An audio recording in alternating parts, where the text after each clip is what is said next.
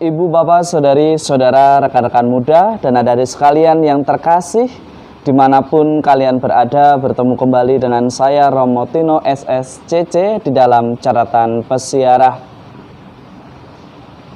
Menjadi sangat lucu dan tidak masuk akal ketika kita mengatakan bahwa kita mengasihi Allah, tetapi kita membenci sesama kita karena kesalahannya.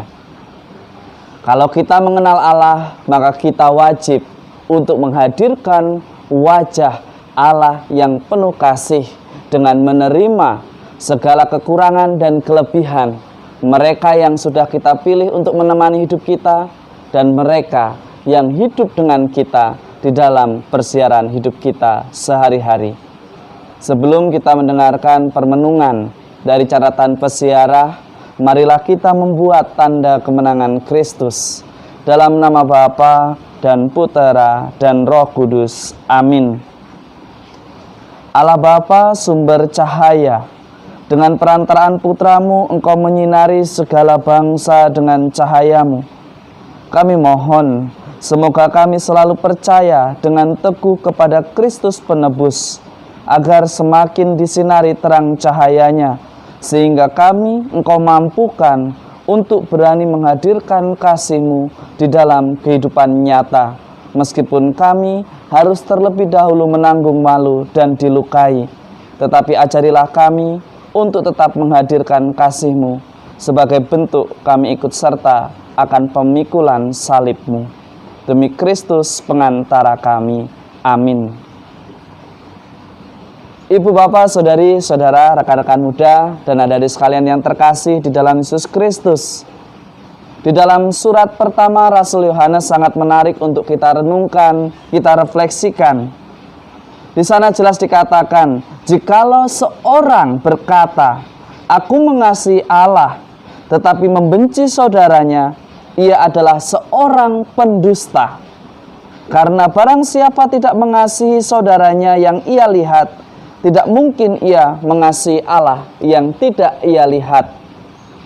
Sebuah kata-kata yang sangat keras, sebuah kata-kata yang menuntut kita untuk benar-benar berani berkorban dengan tulus. Sangat lucu ketika kita mengatakan bahwa kita mengenal Allah yang adalah kasih, tetapi kita tidak mampu mengampuni dan mencintai mereka yang sudah kita cintai, mereka yang sudah kita pilih di dalam perkawinan, mereka yang sudah satu komunitas dalam ikatan religius, atau bahkan kita yang satu kelahiran di tanah pertiwi negara kita Indonesia. Menjadi sangat lucu ketika kita mengatakan, kita teriak bahwa Allah adalah maha besar, Allah adalah maha kasih, Allah adalah maha penolong. Tetapi kita justru memperlakukan sesama kita sebaliknya. Bahkan kita tidak pernah memberikan kata maaf. Padahal setiap hari kita berdoa, Bapa kami, ampunilah kesalahan kami seperti kami pun mengampuni yang bersalah kepada kami. Salah satu kalimat dalam ungkapan doa yang kita daraskan di dalam doa Bapa kami bukanlah hanya sekedar rangkaian kata-kata, tetapi bagaimana kita sebagai orang beriman berani menghidupi, melaksanakan di dalam persiaran hidup kita. Sebuah bacaan yang sangat menohok dan menegur saya, yang seringkali saya berbicara mengenai petuah-petuah tentang kebaikan, yang seringkali saya berbicara akan artinya atau pentingnya rekonsiliasi di dalam catatan pesiarah. Tetapi seringkali menjadi berat ketika kita dilukai oleh orang yang paling kita cintai, oleh orang yang paling dekat dengan kita, bahkan oleh orang yang mungkin menurut kita patut untuk kita teladani. Seringkali karena emosi, karena merasa paling dipermalukan dan merasa paling menjadi korban, akhirnya kita lupa diri. Siapa diri kita? Tuhankah kita? Kita bukan Tuhan yang harus menentukan apakah orang ini layak untuk mendapatkan kesempatan kedua atau tidak. Kita bukanlah Tuhan yang menentukan bahwa orang ini punya kesempatan untuk bertobat atau tidak. Kita hanyalah makhluk Tuhan yang diajak untuk berbela rasa. Di tahun refleksi, di keuskupan kita semua diajak untuk benar-benar belajar mengasihi dari hati yang paling dalam. Bukan hanya bisanya mengomentari, mengekspresikan emosi yang dalam ungkapan marah-marah, tetapi semuanya semata-mata untuk kepuasan pribadi, untuk merasa dipandang supaya hebat, supaya kita kekuasaannya menjadi langgeng. Bukan itu. Kita diingatkan di dalam surat Rasul Yohanes yang pertama, barang siapa mengasihi Allah, ia harus mengasihi saudaranya. Sudahkah kita mengasihi saudara kita, bahkan orang yang paling dekat, dia yang sudah kita pilih untuk menemani hidup kita, baik yang dalam ikatan sakramen perkawinan, baik yang dalam ikatan kaul-kaul religius, baik yang dalam ikatan janji-janji para klerus, baik yang dalam ikatan dalam kewarganegaraan sebagai satu negara. Kita adalah orang-orang yang beriman.